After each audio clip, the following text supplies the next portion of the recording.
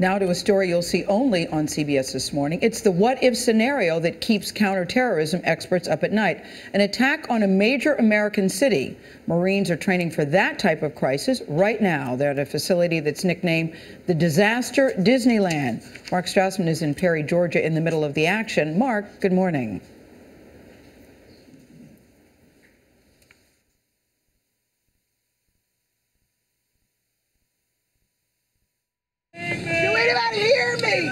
In this scenario, terrorists have detonated a 10-kiloton nuclear bomb in Indianapolis.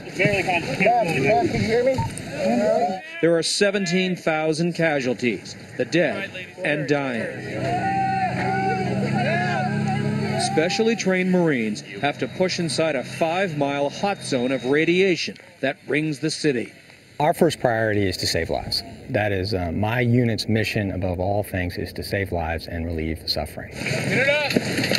Give me the toughest mission that you have, dense population, and we'll immediately begin dragging those casualties out. Colonel Stephen Redifer commands these 200 Marines in a special unit called CBRF, which stands for Chemical Biological Incident Response Force.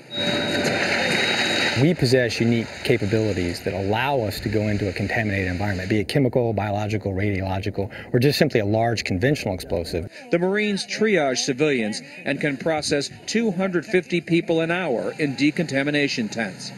Sometimes it's easy to forget this is a training exercise. I think this is about as real as it gets. This is the Guardian Centers, an 830-acre training complex built on the grounds of a former missile plant. It has a 1-mile, 4-lane highway and a simulated downtown with 60 buildings of all sizes.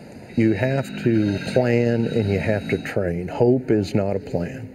Jeff Burkhart founded Guardian Centers 3 years ago. He got the idea when he saw the immediate response to Katrina, one disaster following another. An agency, an army, will perform under great stress. They'll perform to their lowest level of conditioned training. So the higher you can raise that bar, the better the response. People hired to play the wounded look like they strolled off the set of Walking Dead. This woman is going into labor. You help me. Live role players give you an aspect of free play training that just doesn't exist with mannequins or dummies or anything like that. They're going to respond differently, they're going to act differently, they're real people. In their training exercise, Colonel Redifer's Marines have reached downtown.